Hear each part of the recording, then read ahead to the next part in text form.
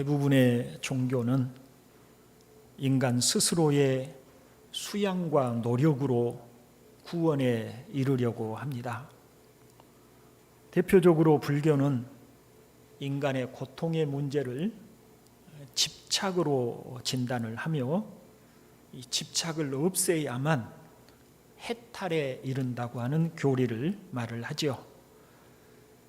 그래서 깊은 산중에 인적이 드문 곳에 거처를 정하고 세속을 떠나 부단히 집착을 버리려고 하므로, 즉 수양을 통하여 부처에 이르는 길을 찾고자 합니다. 다소 성격은 다를지라도 유교 또한 자신을 부단히 수양함으로써 예를 통하여 인간 본질을 구현하려 한다는 점에서 마찬가지입니다. 심지어 로마 캐톨릭은 전통적인 기독교의 역사를 가지고 있지만 선을 행함으로 구원에 이르려고 하는 성향을 가졌습니다. 그러므로 캐톨릭 또한 인간적인 노력과 수고가 끝없이 요구됩니다. 루터가 죄사함의 확신을 갖고자 베드로 성당의 계단을 무릎걸음으로 오르내렸다라고 하는 이야기는 유명합니다. 그러나 우리는 앞에서 말씀드린 사람들과 달리, 그런 종교와 신앙을 가진 사람들과 달리 인간 편에서의 부단한 노력을 통해서 구원에 이르려 하는 것이 아니라 성경을 따라 하나님으로부터 은혜로 구원이 주어진 것으로 믿습니다. 그래서 우리를 구원하시기 위하여 하나님께서 사람이 되어 이 땅에 오신 기쁜 소식을 복음이라고 합니다. 요한복음은 첫 서두부터 태초에 말씀으로 하나님과 함께 계셨던 분, 그리고 만물을 지으신 하나님이 사람이 되어 오셨다고 소개하지요. 요한복음 1장 1절부터 3절 그리고 14절을 설교문을 보시며 같이 한번 읽어보겠습니다. 태초에 말씀이 계시니라. 이 말씀이 하나님과 함께 계셨으니 이 말씀은 곧 하나님이시니라. 그가 태초에 하나님과 함께 계셨고 만물이 그로 말미암아 지은 바 되었으니 지은 것이 하나도 그가 없이는 된 것이 없느니라. 말씀이 육신이 되어 우리 가운데 거하심에 우리가 그의 영광을 보니 아버지의 독생자의 영광이요 은혜와 진리가 충만하더라. 아멘. 그리고 오늘 본문도 참 사람이신 예수님, 더불어 참 하나님이신 예수님에 대하여 말씀하고 있습니다. 인간이 가진 희노애락을 다 표현하시는 모습을 통하여서 예수님이 참 사람이심을 증거하고 죽은 자를 말씀으로 살리심을 통해서 생사화복을 주장하시는 전능하신 하나님이심을 증거합니다. 더 나아가 본문은 사람이 되어 오신 예수님의 은혜를 입는 자리로 나아가기 위해서 우리에게 무엇이 필요한가를 보여주기도 합니다. 말하자면 본문은 복음을 총체적으로 보여주고 있는 것입니다. 이제 요한이 소개하는 복음 속으로 들어가 보도록 하겠습니다. 먼저 예수님은 진정한 인간이 되신 분이라고 요한은 오늘도 소개를 하고 있습니다. 요한복음 첫머리에서 예수님은 말씀이 육신이 되어 대신 하나님이시라고 하였었죠.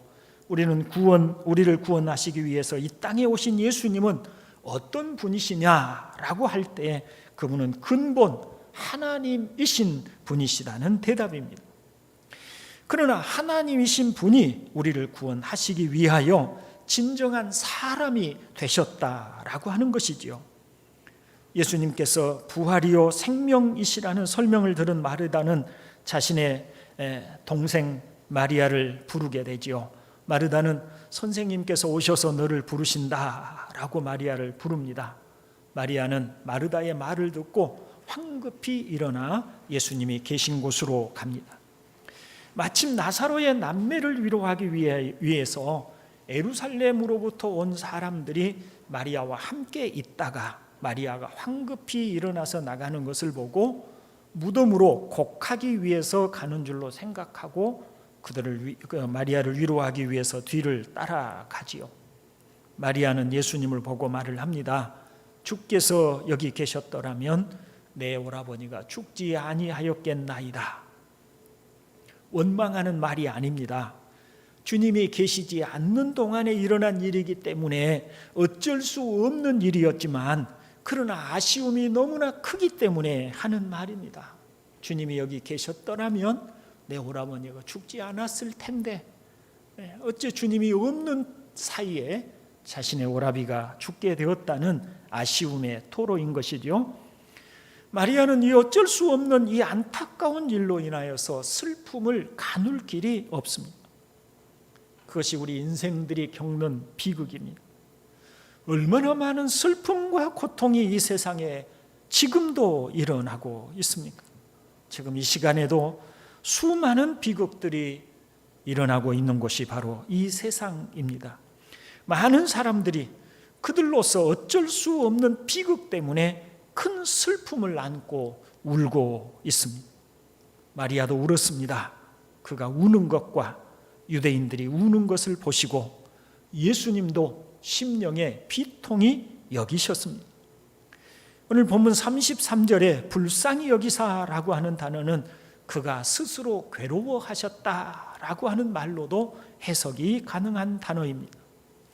다시 말하면 예수님은 자기 오라비가 죽은 일로 우는 마리아와 유대인들의 눈물을 보시고서 괴로워하셨다는 것입니다. 그리고 예수님은 그들과 함께 눈물을 흘리셨습니다. 예수님께서 참 사람이시기 때문입니다. 사람들은 슬픔을 당하면 눈물을 흘리고 아파하는 것 이상의 일을 할 수 없습니다. 죽음 앞에서 사람들은 슬퍼하는 것 이상의 어떤 일도 할 수가 없습니다. 심리학자들은 슬픔과 고통을 당하는 사람에게는 공감하는 것이 가장 큰 위로라고 합니다. 말하자면 공감하는 것 외에, 그 슬픔에 공감해 주는 것 외에 사람으로서 우리들이 할 수 있는 일이 없다는 것입니다. 그러나 예수님은 왜 사람이 죽고 슬퍼하는지를 아셨습니다. 죽음은 죄의 결과로 온 것임을 아신다는 것입니다. 본문에서 예수님이 비통하게 여기시는 것은 이와 같은 죄의 결과인 죽음을 보시고 분하게 여기시는 것입니다. 원래 하나님은 이처럼 인간들이 병들고 죽도록 창조하시지 않으셨습니다. 하나님의 형상으로서 모든 영광을 누림과 지복, 더할 수 없는 행복의 상태로 인간을 창조하셨습니다. 그러나 죄로 인하여서 우리에게 이처럼 비극이 찾아온 것입니다. 이것을 잘 아신 예수님은 우리의 모든 비통함과 슬픔의 원인이 되는 죄를 해결하시기 위해서 친히 사람이 되셨습니다. 그리고 사람들이 느끼는 모든 감정의 상태를 낱낱이 겪으시고 느끼시고 계시는 것입니다. 예수님은 차갑게 이성적으로 자신의 할 일만 하고 계시는 분이 아니십니다. 그분은 우리와 동일한 감정선을 가지시고 슬퍼하는 자들과 함께 슬퍼하셨고 기뻐하는 자들과 함께 기뻐하시는 동일한 사람으로 진정한 인간으로 이 땅에 계셨습니다. 복음서를 따라보면 예수님께서 눈물을 흘리신 일이 3번 있었습니다. 한 번은 여기에서이고 두 번째는 나귀를 타고 입성하신 예수님께서 예루살렘을 보시며 우셨습니다. 장차 예루살렘이 돌 위에 돌 하나도 남기지 않고 무너지고 폐허가 될 것을 내다보시고 흘리신 눈물이었습니다. 너무나도 하나님의 뜻을 벗어나 버렸기 때문에 심판이 작정되었음에도 깨닫지 못하는 모습을 보시며 우셨던 것입니다. 세 번째로 우실 때는 겟세마네 동산에서 기도하시며 눈물을 흘리셨습니다. 히브리서는 말하기를 그는 육체에 계실 때에 자기를 죽음에서 능히 구원하실 이에게 심한 통곡과 눈물로 간구와 소원을 올렸고 그의 경건하심으로 말미암아 들으심을 얻었느니라고 말씀합니다. 예수님께서 눈물을 흘리신 것은 모두 죄와 관련되어서였습니다. 죄로 인하여서 죽음과 이별의 슬픔을 이기지 못하는 사람들을 보고, 죄로 말미암아 심판이 임박한 예루살렘을 보고, 그리고 우리의 죄를 짊어지시고 십자가에 죽으셔야 하는 고통을 안고 기도하실 때 눈물을 흘리셨습니다. 주 안에서 사랑하는 형제 여러분, 예수님은 진정한 인간으로 이 땅에 오셨습니다. 그분은 온전한 인간으로서 인간이 가진 한계를 몸소 체험하셨고, 인간의 모든 고통과 슬픔을 온전히 느끼셨습니다. 왜 예수님은 온전한 인간으로 이 땅에 오셔야만 했을까요? 그것은 우리가 겪는 모든 슬픔과 고통까지 다 짊어지시고 그로부터 구원하시기 위함입니다. 이사야는 장차 오실 예수님에 대해서 이렇게 말을 하죠. 이사야 53장 3절로 4절을 같이 한번 읽어봅니다. 그는 멸시를 받아 사람들에게 버림받았으며 간고를 많이 겪었으며 질고를 아는 자라. 마치 사람들이 그에게서 얼굴을 가리는 것 같이 멸시를 당하였고 우리도 그를 귀히 여기지 아니하였도다. 그는 실로 우리의 질고를 지고 우리의 슬픔을 당하였거늘 우리는 생각하기를 그는 징벌을 받아 하나님께 맞으며 고난을 당한다 하였노라 하였습니다. 예수님은 우리의 질고를 아는 분이셨습니다. 우리의 슬픔이 무엇인지를 아시는 분이십니다. 그분은 버림당하는 고통을 아셨고 사람들이 얼굴을 돌리며 외면하는 고독과 외로움의 고통을 아시는 분이셨습니다. 그분은 그렇게 우리가 당하는 모든 고통과 괴로움과 슬픔을 그분께서 모두 당하신 것은 바로 우리의 질고를 짊어지시고 우리의 슬픔을 대신 당하시기 위해서라고 말씀을 합니다. 말하자면 예수님이 참 사람으로 이 땅에 오신 이유는 바로 우리 인생들이 겪고 있는 질고와 슬픔을 짊어지시고 십자가 위에서 그 모든 고통을 안고 가시기 위해서라고 하는 의미가 되는 것입니다. 예수님께서 이처럼 우리의 슬픔을 동정하시고 우리의 질고를 아시고 그리고 우리의 슬픔과 질고로부터 우리를 구원하시기 위하여 이 땅에 참 사람이 되어 오신 이유는 예수님의 긍휼 때문입니다. 예수님께서 나인성으로 들어가시다가 한 과부의 아들이 죽어서 장사하는 행렬을 만나게 됩니다. 과부의 독자 아들이라고 하니 남편이 없이 오직 아들 하나만을 위해서 살던 여인입니다. 그런데 그 소중한 아들이 죽어서 장사를 하고 있습니다. 과부의 슬픔이 얼마나 컸겠습니까? 그 모습을 보신 예수님께서는 장례 행렬을 멈추게 하시고 관에 손을 대시며 청년을 살려주셨습니다. 오직 긍휼 외에는 설명할 길이 없는 장면입니다. 과부가 예수님을 만나서 예수님의 허리춤이라도 붙잡고 부탁을 한 것이 아닙니다. 동네 사람들이 예수님에게 부탁한 것도 아닙니다. 예수님은 우리와 동일한 인간으로서의 모든 감정을 느끼셨습니다. 참 사람이신 것입니다. 그 긍휼의 마음 때문에 우리를 구원하시기 위해서 자신을 십자가에 못 박히도록 내어 주시기까지 하신 분이 바로 우리 주 예수 그리스도이신 것입니다. 로마서 5장 8절은 우리가 아직 죄인 되었을 때에 그리스도께서 우리를 위하여 죽으심으로 하나님께서 우리에 대한 자기의 사랑을 확증하셨느니라고 말씀을 합니다. 그런데 여기 아직 죄인 되었을 때를 로마서 5장 10절에서는 원수 되었을 때라고 설명을 합니다. 예수님은 우리가 아직 죄인으로서 하나님과 원수로 살고 있던 때에 오직 긍휼의 마음으로 사람이 되어 오셨습니다. 자신의 죽음으로써 우리를 구원하시고자 하신 것입니다.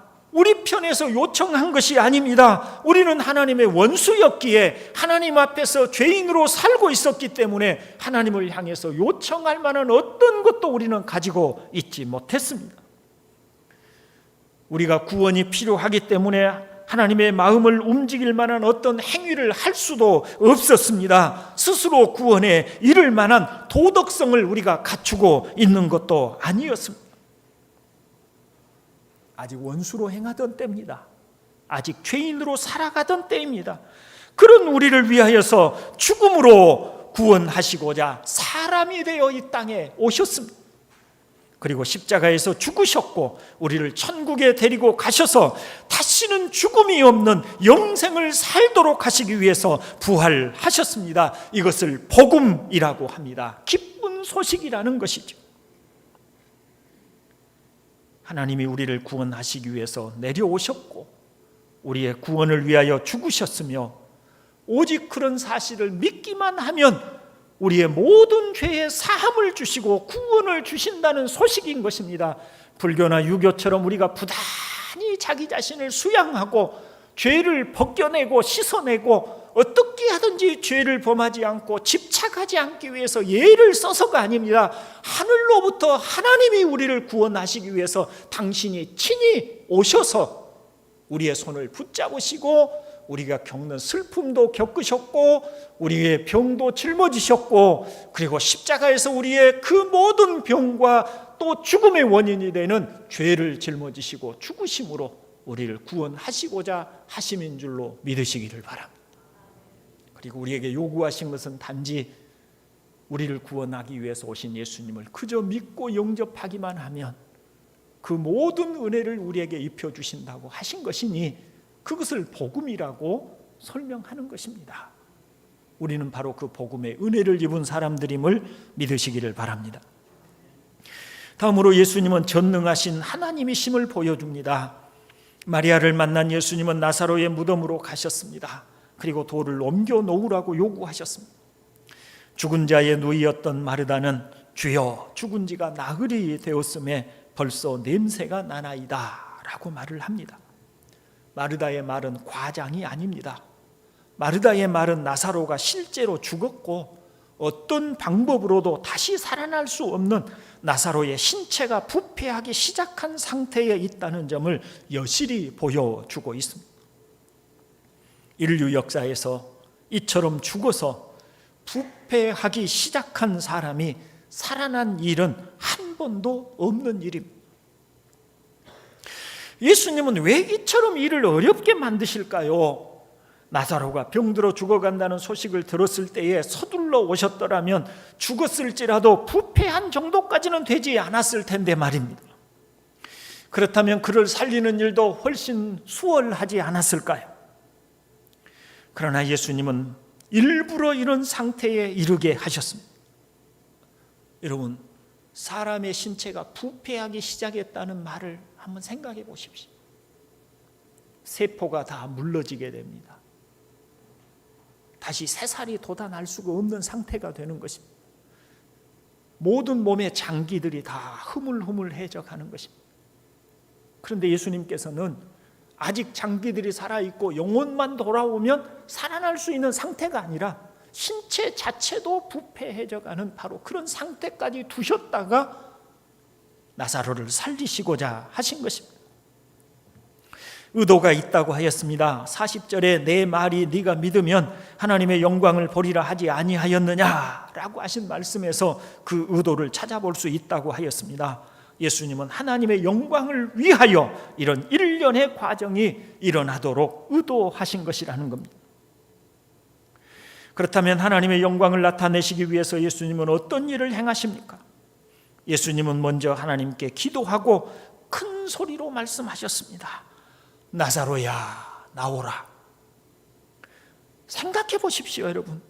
예수님께서 무덤 앞에서 나사로야 나오라고 외치셨을 때에 그 소리를 듣고 그 무덤 앞에 둘러서 있는 유대인들이 어떤 생각을 했겠습니까? 죽은 사람이 살아난다는 것은 상상할 수 없는 일일 터인데 더구나 그 무덤 밖으로까지 냄새가 솔솔 새어나오는 시체가 부패하기 시작한 그런 상태 속에 있는 사람을 향해서 그 무덤을 향해서 나사로야 나오라고 외치는 그 말을 들을 때 이 유대인들은 아마 황당했을 것입니다.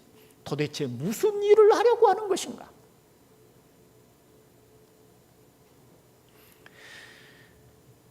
그런데 예수님이 그렇게 말씀하시자 곧 엄청난 일이 일어납니다. 아무도 상상할 수 없는 일입니다. 죽어서 천으로 둘둘 말린 나사로가 나사로가 뚜벅뚜벅 무덤 밖으로 걸어 나옵니다. 예수님은 풀어놓아 다니게 하라고 말씀하셨습니다. 어떻게 죽은 자가 살아납니까? 죽어서 나흘이나 되어서 이미 부패가 진행되기 시작한 사람이 살아나올 수 있습니까? 있을 수 없는 일이 일어난 것입니다. 불가능한 일인 것입니다. 그런데 그런 일이 실제로 그들의 눈앞에 펼쳐졌습니다. 기가 막힌 일이 일어난 것입니다. 사랑하는 형제 여러분, 예수님은 이 사건을 통해서 예수님이 하나님이신 분임을 분명하게 나타내 보여주려 하심이었습니다. 왜요? 그러므로 사람들로 하여금 믿어서 구원을 얻도록 하게 하려고 하는 뜻인 것입니다. 예수님께서 전능하신 권능을 가지신 하나님이심을 드러내심을 통해 하나님이 우리를 구원하시기 위해서 오셨다는 사실을 분명하게 나타내셨습니다. 그리고 성경에는 이와 같은 사건이 또 등장합니다. 예수님 자신이 십자가에서 죽은 지 사흘 만에 다시 살아나신 일입니다. 성경은 예수님의 부활을 말씀하시면서 부활의 첫 열매라고 합니다. 실제로 예수님도 나는 부활이요 생명이니 나를 믿는 자는 죽어도 살겠고 무릇 살아서 나를 믿는 자는 영원히 죽지 아니하리니 이것을 내가 믿느냐라고 하시며 예수님이 부활이요 생명이심을 믿도록 촉구하셨습니다. 우리가 나사로처럼 죽을지라도 다시 살아날 것을 믿습니까? 우리가 죽을지라도 다시 부활하실 것이라고 하는 사실을 사실 우리가 이성적으로는 믿을 수 없습니다. 그럼에도 예수님은 나사로를 다시 살려주심을 통해서 예수님이 다시 살아나심을 통해서 우리로 믿도록 보여주신 것입니다. 이성적으로 납득할 수 없고 도무지 합리적으로 있을 수 없고 경험적으로도 있을 수 없는 그 일을 믿도록 하기 위해서 예수님이 부활이요 생명이신 것을 믿도록 하기 위해서 나사로를 사람들이 보는 앞에서 살려주셨다는 말입니다. 그리고 예수님 자신도 살아나셨다는 말입니다. 42절에서 예수님이 아버지께서 나를 보내신 것을 믿게 하려 함이니이다 라고 하신 말씀대로 예수님께서 우리의 믿음을 위하여 이와 같은 역사를 나타내신 것입니다. 여러분, 성경의 많은 진리들을 믿기 힘듭니까? 그렇지요. 믿기 힘들 때가 많지요. 때때로 정말 하나님은 살아계신 것일까 하는 의문이 들지 않습니까? 신앙생활을 우리가 굳이 해야만 하는 것일까 하는 의심도 들지 않습니까? 그럴 수 있습니다. 언제나 우리의 마음속에는 그런 의심들이 완전히 제거되지 않고 항상 그것들이 우리의 마음속에 잠재되어 있습니다. 그러나 여러분, 나사로가 살아난 것을 보십시오. 죽은 예수님이 다시 부활하신 것을 보십시오. 죽은 나사로가 다시 살아난 사실 자체를 믿지 못하겠다고 할 수 있습니다. 그러나 여러분, 생각해 보십시오. 당시에 예수님을 반대하던 유대인들은 이 사건으로 예수님뿐만 아니라 나사로까지 죽이려고 하였습니다. 또한 이 사건은 당시에 엄청난 인구의 사람들이 살고 있는 예루살렘 근방에서 이루어진 일이고, 그 사실을 목도했던 사람들은 마리아를 위로하기 위해서 예루살렘에서 온 사람들이었습니다.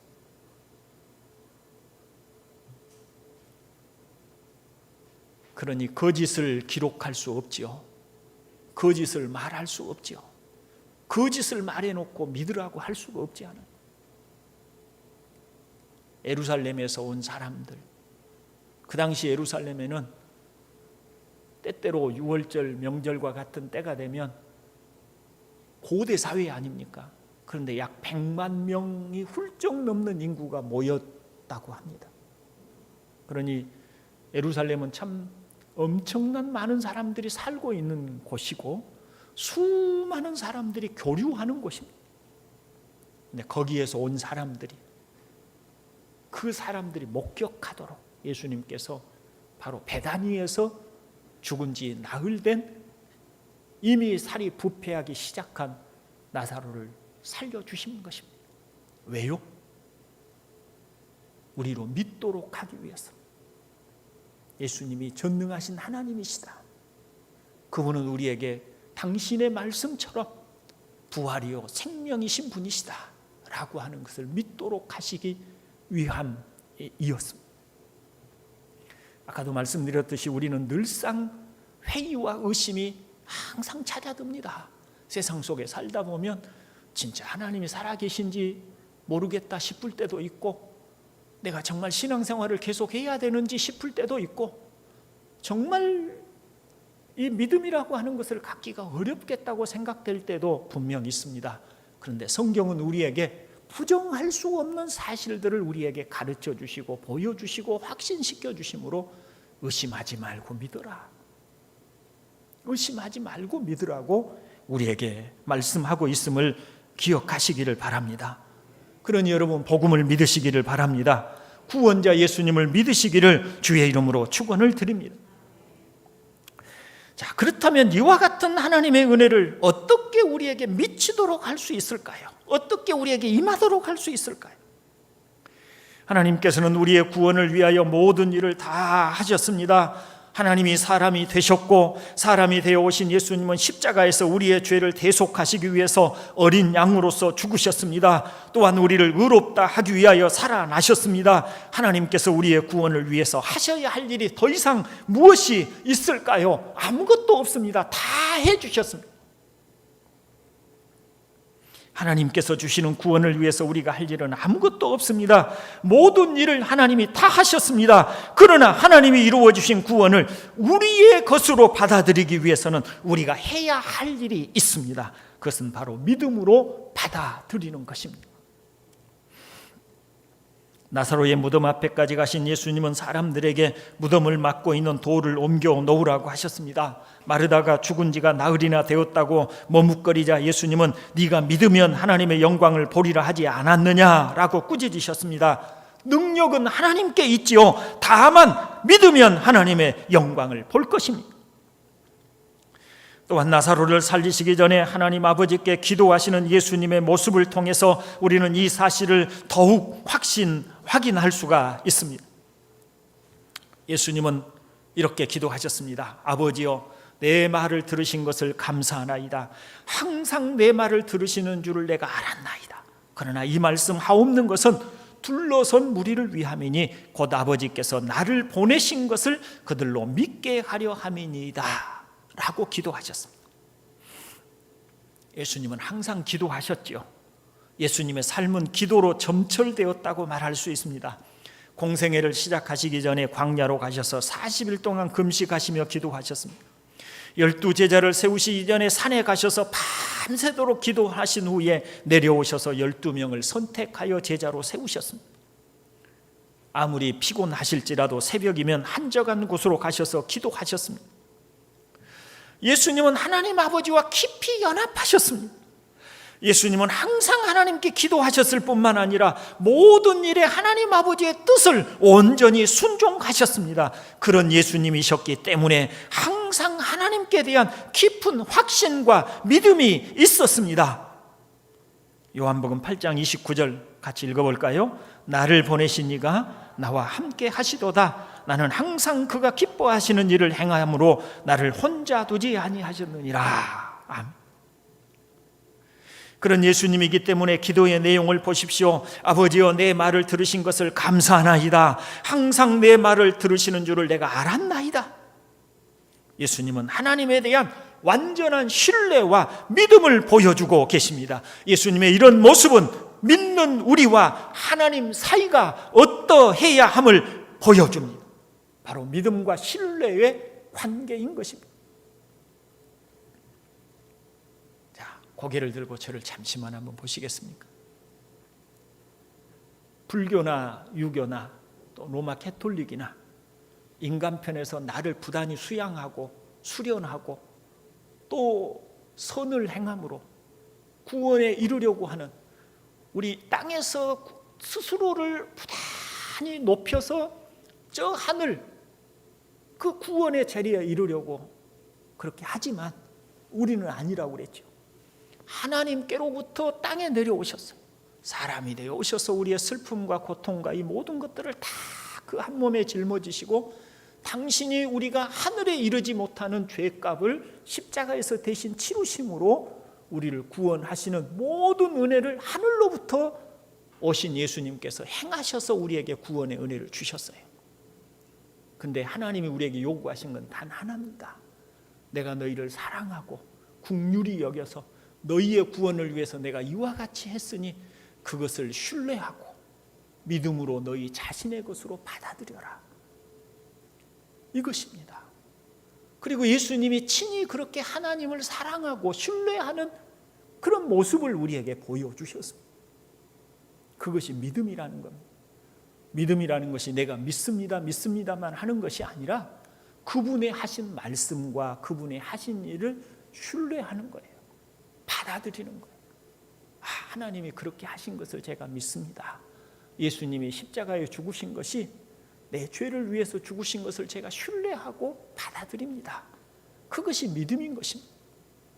우리에게 바로 그 믿음이 있다면, 하나님은 우리에게 바로 그 믿음을 요구하시고 우리에게 그 믿음이 있다면 하나님은 우리의 모든 죄를 속죄하시고 구원해 주신다고, 우리의 모든 죄를 사하시고 영생을 주신다고 그렇게 말씀하십니다.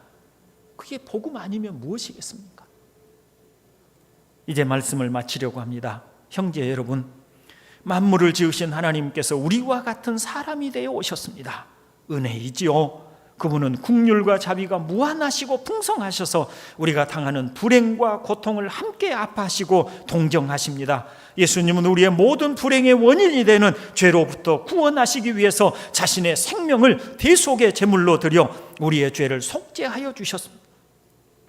예수님은 자신이 부활이요 생명이셔서 우리가 죄로 인하여 죽을지라도 다시 살려 영생을 누리게 하신다고 하셨으며, 죽은 나사로를 다시 살리심을 통해 그 사실을 확인시켜 주셨습니다. 너희는 죽어도 죽지 않는다고 하십니다. 지금은 아직 죄로 인한 고통과 불행이 우리에게 있지만 예수님은 다시 오셔서 우리를 천국으로 데리고 가실 것입니다. 그때는 다시는 불행과 고통과 눈물과 죽음이 없는 복되고 영원한 삶을 살게 될 것입니다. 다만 우리에게 필요한 것이 있습니다. 우리를 위하여 이처럼 은혜를 베풀어 주신 하나님을 사랑하고 그분을 신뢰하며 예수님이 주신 구원을 믿음으로 받아들이는 것입니다. 두려워하지 말고 믿기만 하라. 예수님의 말씀입니다. 너희는 그 은혜에 의하여 믿음으로 말미암아 구원을 받았으니 이것은 너희에게서 난 것이 아니요 하나님의 선물이라. 사도 바울의 말입니다. 여러분, 성경이 쓰여진 이유는 단 하나입니다. 믿어서 구원을 얻게 하려 함이라. 같이 한번 합시다. 믿어 구원을 얻게 하려 함이라.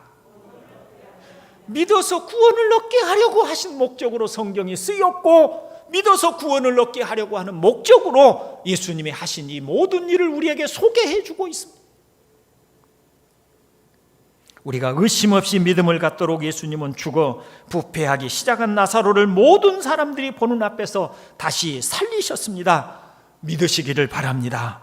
믿음을 갖기를 바랍니다. 오늘 우리에게 가장 중요한 것은 바로 믿음입니다. 바로 이 믿음 없는 자가 되지 말고 믿는 자가 되시기를 주님의 이름으로 축원을 드립니다. 기도하겠습니다. 자비로우신 아버지 하나님, 감사합니다.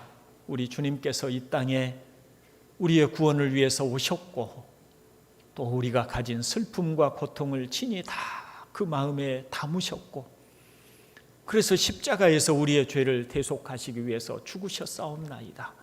이와 같은 모든 은혜를 베푸시고 오직 우리에게 믿기만 하면 이 모든 하나님이 주신 구원의 은혜가 우리의 것이 될 것이라고 하셨습니다. 오 아버지 하나님, 저희에게 믿게 하여 주시기를 원합니다. 우리가 믿음으로 하나님 앞에 신뢰하고 주의 구원을 받아들이기 원하오니 우리 동산교회 모든 교우들이 믿음으로 말미암아 구원을 얻도록 한량없는 은혜를 더하여 주시옵소서. 성령께서 미련한 우리의 마음을 깨우쳐 주시고 둔한 우리의 심령을 열어주시기를 소원하고 소원합니다. 아버지 하나님, 오늘 이 시간에 한량없는 은혜를 부어 주시옵소서. 구주 예수님의 이름으로 기도드리옵나이다. 아멘. 잠시 광고를 드립니다. 지금 아시다시피